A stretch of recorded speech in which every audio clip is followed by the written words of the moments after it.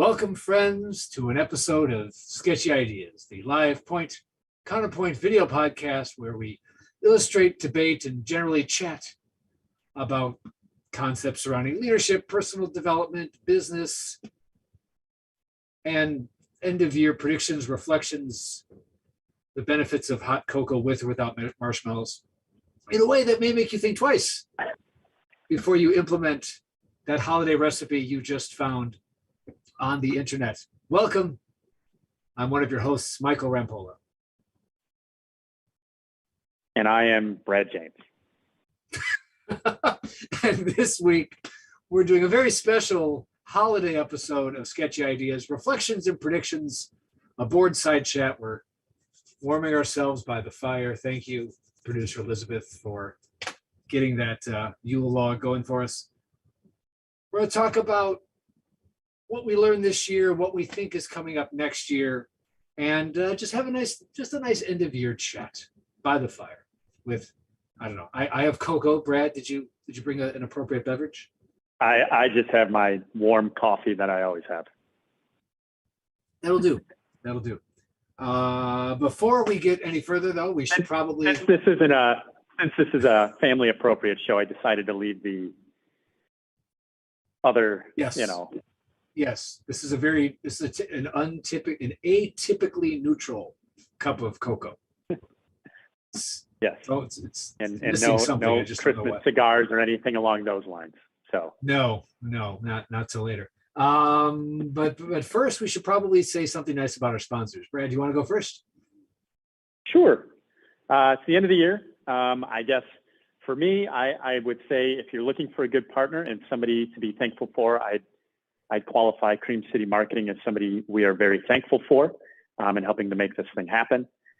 Every single week, great partner, good people. If you're looking for quality partners in building your business, specifically in marketing, reach out to Erin at creamcitymarketing.com. Grab a cup of coffee with her, and you'll be very thankful you did. Very nice. We are also very thankful for Spirity for powering Sketchy Ideas every week. Spirity is very thankful for all of our clients, all of our members as well. We had a great end of the year closeout here where we added a lot of new members. We're excited to bring them into the family and to help them grow and scale their businesses, and we're excited to help you do the same. So reach out to us at spirity.com to learn more, and myself or one of our assistants will get back to you in the new year, as I'm also very fortunate that I'm with a company that actually closes down for a couple of weeks. So this is a break in my break, and I'm glad to be here to have this chat with you, Brad, and Elizabeth. Thanks for being here to support us. And yeah, it's been a good year. Spirit is thankful for the good year, and we hope that you've had a good year as well. There you go. Mm-hmm. So Brad, what do you think? What's on your mind? I think this is a year where people who we've worked with, it's been learned a lot this year. Have really found time to. I'm still going through my whole reflection thing. So just so you're aware, at the end of the year, friends, I really try to take a few days and figure some things out and look back at the year and go, hey, what were the really good things that I'm extremely grateful for? What are the positives? And then, of course, yes, I do reflections on things that didn't go well. But towards the end of the year, I try to stay really positive going into the next year when we've ran our goals. Because I think as much as we can take so much time to look at all the things we can improve upon, I think a lot more people struggle to practice the law of winning and just practice some good old gratitude in the end. So I think that's what this time of year is about, specifically for me. I don't know about you. I know you had a very good ending of your year, and so I know that going into next year, this was an interesting year as we came out of this weird COVID thing, and yeah,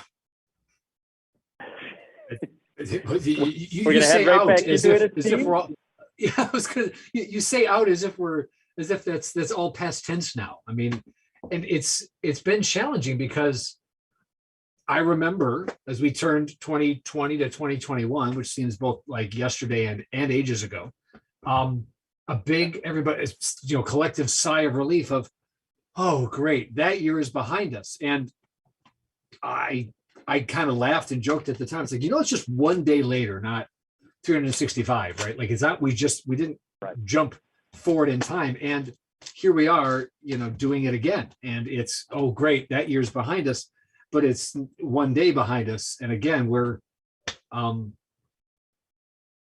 think we said some variation on, there are some things that won't come back. And I think if you had any doubts about that, we've had another 12 months since then of that stuff's not coming back. Or if it is, it's farther off in the future for its return than I think we originally estimated. And I think that's just something to keep in mind, because if you looked at things again as okay, good, now here's the shift, things are happening, things are coming along, and that hasn't happened, I mean, your timeline is adjusted too, right? And all of those get ready things, it might still be, sitting in ready mode and haven't been launched and deployed yet, which is challenging for an individual or a business. Yeah, and I guess, and we can talk about that a lot. And I think next year, in the first quarter, we'll have to dive deep into it. I really want to, spend some time with you and figure out, really diving into all this data that's coming out. Yeah. I think it would be a good thing as a business owner. If there's one thing you at least need to learn to be aware of, is at least the data. Not necessarily the interpretations of the data, but at least be aware of the data so that you can make your own judgments of like how you need to move forward in your business. Because it's going to be different for everybody. I mean, that's just the truth. There is no one size fits all for this world that we're moving in, especially with, the last, what did we do? 6 episodes on crypto and the metaverse, right. Or did we do 5? I don't know. How many, Elizabeth? Raise your hand. How many? 5? 5 episodes.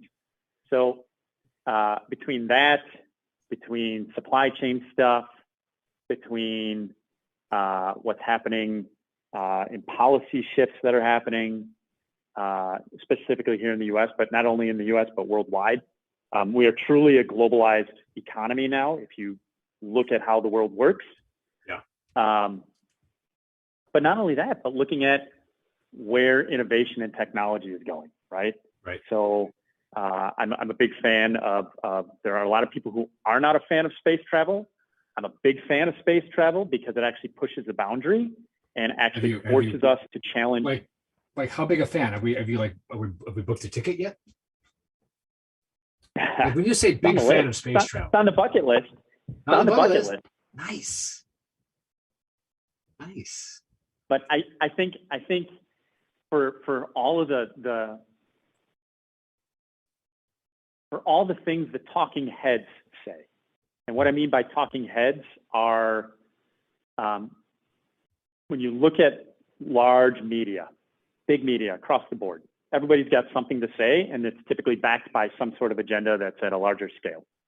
So I don't really pay attention to that stuff, but like looking at the technology that comes out of things like space travel, right? Like absolutely. The things we had stuff, to develop like this in order whole thing, to do that now is consumer grade. Oh, absolutely. Yeah. So like I'm interested to see what happens next year with the whole plan to get to Mars and all that stuff.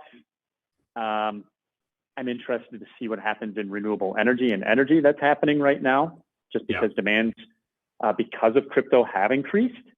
Right. I'm interested to see in what happens with monetary policy just in general, because I think next year at this time, people are going to have, and it's why we did it, right?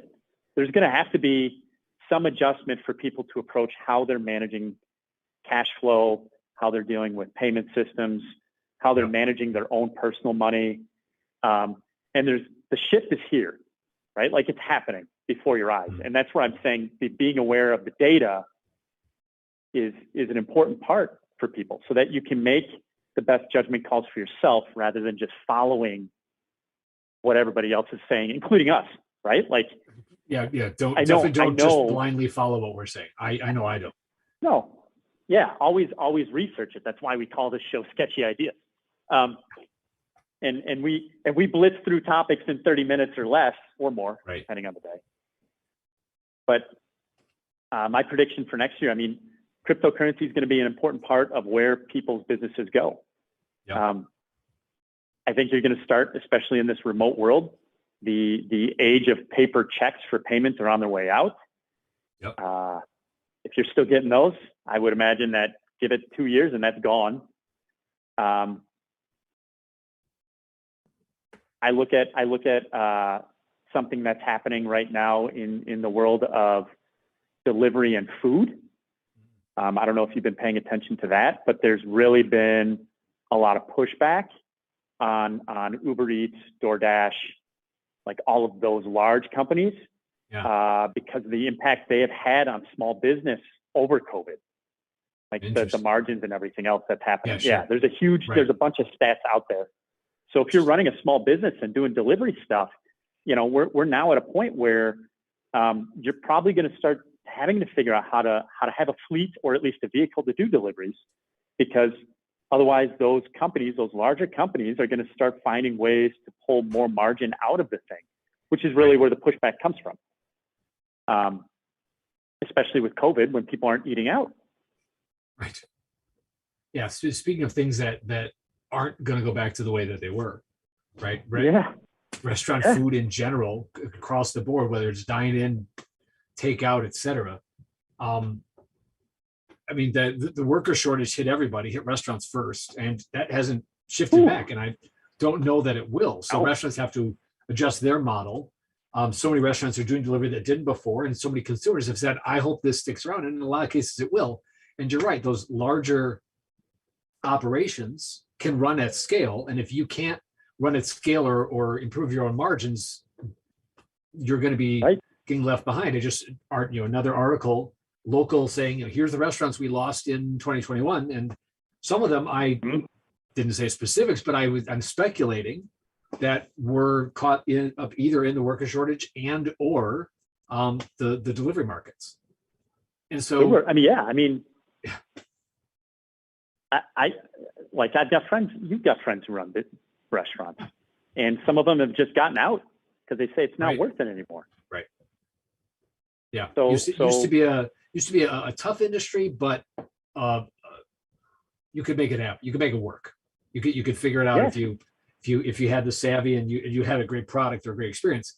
And now even those things don't necessarily guarantee anything. Not that they guaranteed, but those things are nowhere near enough. Yeah. It's interesting. You're talking about supply chain. We had a chance to see Santa, and Santa was very wise. After hearing the boys' requests, he said, "We'll see what we can do." Like flat, like with a smile and very genuine. But he literally said, "We'll see what we can do." And we both said, Mama and Donna said, "It's a really good answer, because that's about as accurate as Santa can be these days." I mean, we'll see what we can do, because even Santa and the elves are challenged with supply chain. It is literally a global issue. And again, a thing that I don't know is going to shift back anytime soon, when commodity markets are flipped on their heads and transportation and logistics businesses are upside down and or underwater, metaphorically in most cases. You got to figure out something different. And that's it. I mean, think about the trucking industry. It's a simple one, relatively speaking, but it's gotten ever more complex, and the margins are all out the window. And the staffing driver shortage is now at a peak, and we're going to have to figure out something different. We can't just go back to let's get that up and going again, which reminds me of back in the days when the politician calling card was creating jobs. And every time I heard somebody say, I'm going to create a job, I just blocked, because I knew that there's no such thing. because you can shift where the work is happening and how it's being done, but you can't net create jobs in most cases, because there's almost always, and has been for decades now, more workers than available. No, sorry, more open positions than available workers. You don't need to create jobs. Correct. That's Correct. missing the point. Speaking of the data, you're missing the point. Sounds like a really good rallying cry, but that's not how it works. And I think there's just a lot of things where people are saying, let's get back to, and I got to find the kindest way possible to say that thing's dead. But I don't know. Sorry, that I'm feeling like Ghost of Christmas Past now. Like thank you. You are being a little bit of a Ghost of Christmas Past here. I am, but Mr. Scrooging a little right? bit. Marley? Right, Jacob Marley, you got it. Here's the challenge. I want to be the Ghost of Christmas Future and say, here's in the good version, right? Like, here's the beautiful future possible ahead of us. But the only way to do that is to lay to rest some of our old ways. And I get it, because that's hard to do. It is hard to lay to rest things that were great once and that we have both nostalgia and, memories of success from. And at the same time, if those things aren't coming back, we're not doing ourselves a service by trying to revive them. Right. That was reflection. Prediction. I also think that though some of those, like when talking about, if we're going to stick on the topic of jobs and work, I also think that there has to be a shift in where people are going to find work, right? Like what they're going to do, because you got this dichotomy of things, and there's a lot of sexy jobs out there. But there's also been this rise in people who all, like, the way education has gone, it doesn't help actually make things move forward, right? Which is a whole different other topic. But like the fact that there's shortages in some of those truck drivers, welder, right? The skilled work, quote unquote. And that's where a lot of the shortages are being seen right now. In dissecting why that is and looking back, and that's a long-term thing where the pendulum has slowly been swinging. And I think that's something that will have to get changed. Like you said, the shifting of where the work is. Either that or we're going to have, people are going to have to get to the point where they get over the fact that robots need to become a significant part of daily life. Right. It's just going to have to happen. Yep. Which is fine too, right? There's been plenty of studies about why robotics and automation actually is the path to actually make this whole thing work. And it's not going to get rid of jobs, because now you have to just train people on how to program, repair, maintain the machine. Right. It's just a shift in the work. It's a different type of work. Which again, for me in the crypto space is something that we're trying to focus on, where how can we level up people who used to be in some of these skilled positions, either in factories or otherwise, and train them to level up in a slightly higher technical role, even though it's still very manual labor-esque. Right? Right. It's just now you're dealing with computers and chips and boards and technology, rather than dealing with assembling I don't know. I don't have anything here. But you get my point. Yeah, absolutely. Absolutely. And I think it's interesting because, I think I've got this working theory. I call it the law of conservation of jobs. It's like law of conservation of energy. You can't create or destroy, you just change their makeup or change their mode or change their configuration, right? At the end of the day, net evens Stevens. What that means is, and I've seen some clients that I'm working with look at it differently. It used to be we need one whole person to do 7 things smashed together, and that was how we hired. We've got enough work for one person, instead of saying I've got enough work for a seventh of a specialist. And shifting your thinking from how many people do I need to how many specialists can I work with, right? And parsing it out differently. It's the same pieces of work. It's just separate, microing each. It's like micro learning, right? Take the big learning, turn down smaller things take the big job, turn it down to smaller jobs. And now those micros are easier to fill because I can fill 3 micros probably easier than I can fill 1 macro. But there's also a challenge with that, right? But there's also a challenge with that because that's where you and I've talked a lot about entrepreneurship, business, all that other stuff. Right. And those skills, this is where the education part comes in, right? Like if I need a welder, I don't need a welder full time. I need a welder for a subset of time. Right. And so don't want this. In schools, the way the system is built is not teaching people to have cross-disciplinary skills, right? Those skills that can apply across different roles and positions. Right. And I know like with BPods, that's one of the things we're focused on. We've got somebody in the crypto world who's trying to set up a call with us, who's trying to teach crypto and blockchain in schools at a younger age so that it's an understanding. But things like, I don't know about you, but I had a life skills class in high school. I don't know if you had that. Sounds really cool. No, I'm a little bit jealous. What was it like home ec? Let me put it to you this way. No. Like it wasn't. It was poorly designed, right? Like the concept around it is really good. Yeah. But the deployment and the execution, not so much, right? Like things that are missing that really need to be taught either by parents or outside of schools or in schools has to deal with, like in high school, hey, teach me a little bit about finance, right? I don't know many people who exited high school as an adult, right? As an adult who knew at least, old school term, how to balance their checkbook. Oh yeah. Right? I get those life skills. How money works, right? How to make a budget, how to go grocery shopping for the week. Like we're now past the evolution of having to teach facts definitions, science definitions in biology or historical facts and figures. No, because we can just access this stuff here. So we need to be working on how to train people or teach people to problem solve, manage projects, manage budgets, and understand how they learn best. And like those are things that through BPods, that's like one of the big things we try to do, right? It's not like you and I growing up, we had to fill out sheets and like our tests were define this. What does this thing mean, right? Like I don't know if we need that stuff as much anymore. It's still important. Definitions are still important. Right.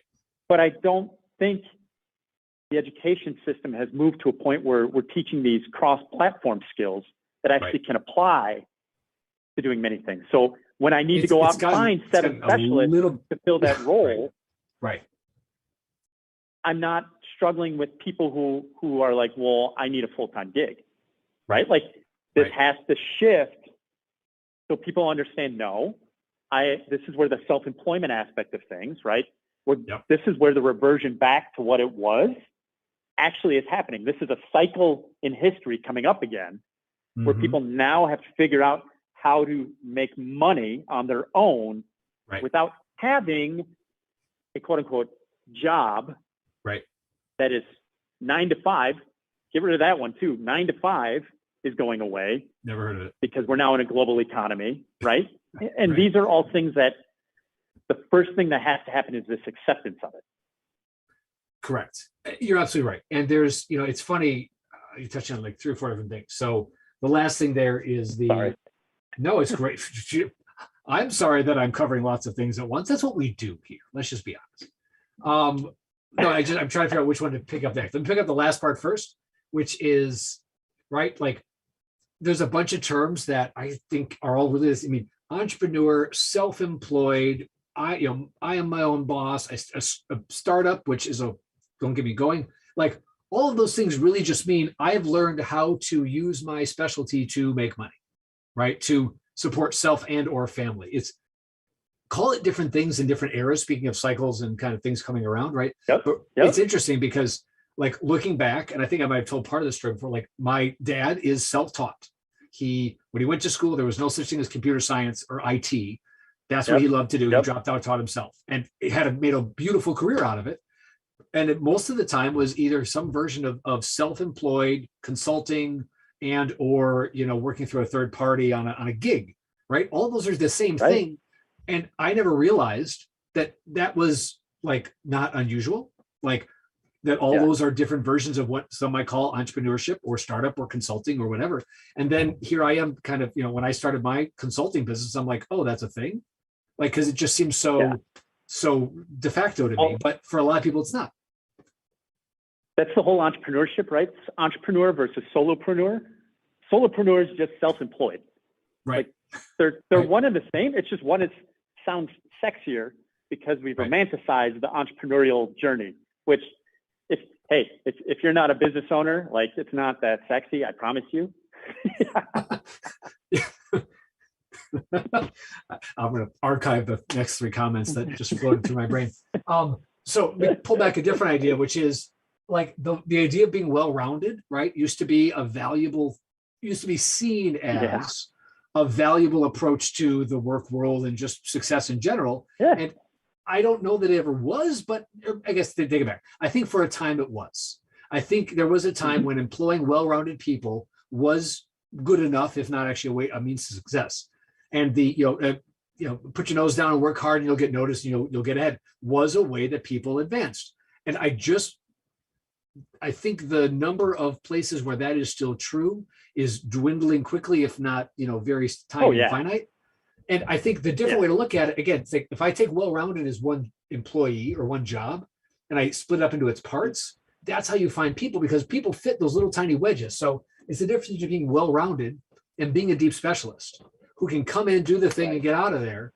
And an organization that knows how to identify the need for, locate and utilize a specialist is the one that's going to get ahead, because they don't have to worry about, do I have payroll to hire somebody for the next year? When all I need to solve is this little problem right here. Right. Yep. So that brings up an interesting fact. There's if you look at how people are growing their businesses, right? Like, where did I hear this? I can't recall. Can't recall what podcast I was listening to on my travels this weekend.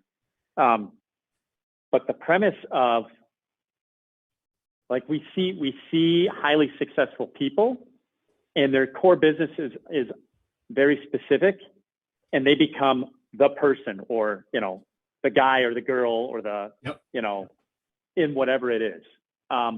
But then once they become that, then there's this transference of trust that ends up happening, and now people are asking them questions about everything else too, because they've already shown that they can do this one thing really well.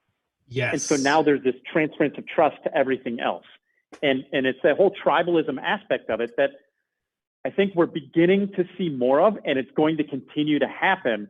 And this is why, again, if you're trying to build a corporate branded business versus a personal branded business, the paths are going to become extremely different. And one is going to be very fast on the front end, but understand that when you try to shift it to that corporate model on the back end, that's going to be the transition. Whereas if you go the corporate model, it's going to grow very slowly, but you don't have to go through the transition on the back end like you do with the personal branded stuff. So there's going to be there's 2 paths that are becoming very clear for how people run their businesses in their specialties, that you're going to have to pick one or the other. And when people start jumping back and forth between the two is when they're going to end up with trouble. And they're going to be very defined as to what they are. There's a prediction. I think there's an episode somewhere in there next year. Yeah. I like that. Yeah, let's add it to the list. And the other thing that you've dropped in there, which is, we used to teach facts, and you're absolutely right. I mean, that was most of my, at least through high school was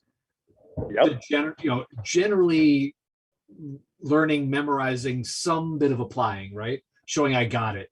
Yeah. But I think it is increasingly the case that and that was needed because data and facts weren't readily accessible. Now that they are, right? We didn't have it. We didn't have it. It wasn't like, I remember looking something up. It was a big freaking deal. Did you hear this? Did you hear that? We didn't have that. Have it. I remember like going to the computer lab was a big deal in high school when you got like one day to do online research. It was mostly through database. there was no like just ubiquitous information out there. Was you're going to legitimate, like library sponsored databases. Now, because data and facts are easily accessible, if we don't shift the teaching model and teach people how to learn instead of just teaching, and it's teach how to learn to apply it later. It's teaching for understanding of concepts, teaching for understanding of principles instead of teaching for memorization of data. And I'm not the first person to say this. I'm not trying to break any news here. It's now let's take that to business, and how many businesses are designing their hiring and their training practices still around. Do they know it already? Doesn't matter. You can teach it. Right. I remember when I worked in hotels, I said, I can't teach nice.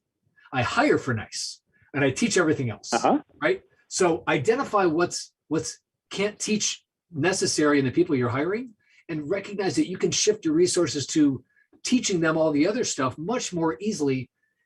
If we pick up on this wave of of deep specialty and transferable skills, you will find much greater success in your hiring challenges, prediction, I believe, if you can identify the thing you can't teach that you need from the get-go and hire for that part, and put good, robust courses, not even necessarily training, just make sure the information people need to do their jobs is easy to get to. And that makes their job so much easier. It makes your job as an employer so much easier. And it makes your accuracy and success and processes so much more likely. All right. Yes. I gotta get off that box. I'm sorry. That was it was more than prediction. I was rallying. My prediction is that Michael will go on 10 soapboxes next year, minimum. In the first month? I mean, like, what do we like? Give me a timeline. Let me do one other thing for prediction. I know we're at time, but and I might have said this last week or week before. In the past, as doing what we do to help businesses grow and scale, we have done our best to tell business owners what to know, what to look at, what they can expect out into the future. We used to be pretty good at 9 to 12 months out. We're saying our predictions are only really confident for 90 days. Now, we've always had a 90-day planning cycle, and that's always been a good idea, and it remains a good idea for every business. And we're really pulling back on all of our long-term predictions outside of the core business principles, economic predictions, predictions on trends, predictions on global stuff, all of that. We're really scaling back because it's not even that our predictions are right or wrong. It's just our confidence in their accuracy. The timeline on our confidence is tighter. And I think that is an important trend for every business to recognize. If you don't already do short-term planning in the framework of a long-term vision, if you're not scaling your plans to 30, 60, and 90 days max, you're not recognizing the biggest trend, I think, which is that the trends are shifting more rapidly than ever before. Change cycles are increasingly on tighter timelines. And if you're not tightening up your planning timelines to match, you're going to get caught either behind or from behind, depending. Yes. Yeah, Okay, I agree. I also think that needs to, if you're an executive at a larger company, keep that in mind, right? Like your challenges moving a barge is way harder than moving a little tugboat. Right. So I'm right there with you. I think,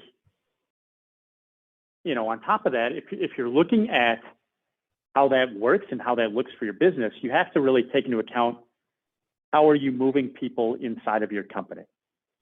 Yep. Like in moving them doesn't mean like physically moving them, but what tools are you using to communicate at scale quickly, and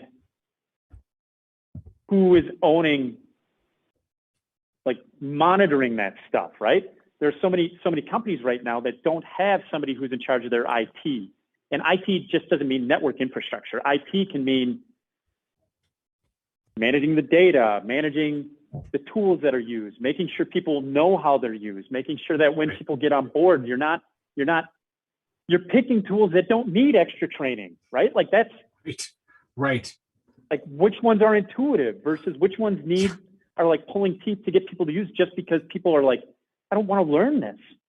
So we're dealing in a world where people are no longer in offices all the time, where they have to learn tools. You better make sure the tools are easy to pick up, or if they're not, there's at least part of the culture is self-learning and self-educating on how to use the tools, Right. which then means showing them where that information can be or how to find it. Yeah, I mean, which could involve changing, just changing the way you think about learning on the job, where again, learning on the job is less about learning how to and learning where to find and how to access as opposed to having to memorize formulas and memorize data and memorize tables. Right. And over time you'll get there, but figure out what's core and necessary for success and put everything else in a position where it's easily, pulled up, accessed. And understanding that learning, when people are learning, they're going to make mistakes. Right. And setting people up for success in, like you said, having a culture around learning from mistakes and not hoping they figure it out faster, but instead actually putting time and effort into the learning from doing instead of just the learning to do. Exactly. Yeah. Any other predictions? Speaking of learning how, no, I think we're good. Hey, Speaking of learning how, that's what we do all the time. Okay, okay, you go first. Go. Rapid fire. Lightning round. You want me to go first? Round. Go. I think Bitcoin's going to break 6 figures next year. I know that. Okay. I think if that's the case, then I think Grandpa's going to ask you about a miner. I think if Bitcoin is going to break 6 figures, then Royal U's Grandpa's going to say, maybe I should put one in the shed. Like, I think that's going to happen. Okay, go. Okay. I think in Q1 and Q2, there's going to be a surplus of goods because the backlog of goods is going to get into distribution, and you're going to see a whole more after Christmas sales than usual because the companies don't want to maintain paying for having the inventory stored. Then I think the use of personal storage spaces is going to also accelerate because I'm going to start buying for birthdays and holidays for the coming year and just storing it myself because the consumer also knows that they can't rely on stuff being available anymore. So people are going to start not really hoarding as much as like archiving goods, like creating their own mini storehouses and pantries and backlogs of stuff. So if you're in the personal storage business, there you go. Yes. I think that people are going to start learning more self-sustainability type skill sets, gardening, beekeeping, canning, that type of stuff. Because paper making. They sure, yeah, I don't know about that, but sure. One, we just talked about the restaurant stuff. Two, we know supply chain stuff is an issue. Three, people are going to have to learn. They're going to be forced to learn how to become more of planners and somewhat like preparers. I don't want to say they're preparers like the preppers, but they're going to have to start learning some of those skills. Yes, and therefore, yes, and because the reliability of 2-day Amazon is pretty much sunk, at least for the next, like you said, probably 2 quarters. So therefore, I'm going to have to learn to plan ahead / buy ahead and stock up, and all that advanced planning that we've basically, so it's a flip on that. Like I can get data very easily, but I can't get stuff, right? So it's easy to get money. It's not easy to get stuff, I think is going to be the next thing. And therefore, how do I invest my money wisely in the things I can get now? And how can I turn that into the things I really need? Which leads me to the next thing. Transportation of goods. You're going to start seeing more autonomous vehicles on the road, specifically in shipping and distribution. You're going to need to, because otherwise we're not going to be able to move the stuff around that we're trying to move. Which also might I don't know. I'm seeing what do I want? Like mini truck drivers, like truck driver as solopreneur effort, where me and my van are now not for Amazon, but like literally like part of a logistics supply chain where I'm micro couriers stuff. Yeah. Like couriers, like private like couriers? courier, but like, courier, but like up at the supply chain level where like the van is backing up to the distribution dock because it's got the next load, right? And it's like Uber for logistics drivers. And if that's not a little thing more yet, hub we and just spoke. came up with it. Yeah, but down to the consumer level is a way for me to use my micro economy vehicle to be a part of that supply chain, because I can drive my own vehicle, but I can't drive a truck. So how do we take the big thing and break it down into the smaller things and move them independently, similar to my whole take the big job and break it down into smaller jobs model. Whatever the microing of things there, the microing of the macro. There's my big trend. So more local. Like you're Definitely going to see more local. Yeah, it's interesting. More local, but on that local as part of a global. Like it's like the Uber driver is local, but he's part of a global, right? So that, but in new areas. Okay. I foresee you being on the Metaverse by the end of next year. I see me claiming my username. How about that? Like I tend to do that just because it's wise, but I don't know that I don't know that I'll have a recognizable presence. We'll see. If you're right, that'll be fascinating. And I won't tell you, I won't not do it just to prove you wrong. I promise. Yeah, right. No, yeah, fingers crossed. How do I? No, fingers crossed is for hoping, not for telling the truth. I gotta there. Yeah, right. Which one is it? Is it this one? Boy Scout. Yeah. Boy Scout. On my honor. Yeah. On my honor. Outlaw. I do promise. Okay, Elizabeth, you want to get in on rapid fire predictions? I'm sure you got one lurking in the wings. I was going to say I'm going to have my own personal prediction that I'm going to watch at least one of the Star Wars movies by the end of 2022. At least one by the end of the next 12 months? At least one. Wow. That means, he's going to watch episode 1. Going out on a limb. Wow, what a wild prediction. Thank you. Leave it to our producer to come in on the clinch and really just, put us to shame. I predict that Elizabeth's going to get better predictions. Also. Probably not, but we'll see. All right. Nice job, everybody. This was a very nice way to wrap out the year. Yeah. So that means that, hey, next week, friends, since Michael's taking a couple weeks off, which is good, he's spending some more time with his family. You may just get me next week doing something. So, but we'll see. To be determined, because it's the holiday season. Yeah. We might take a week off. We'll see.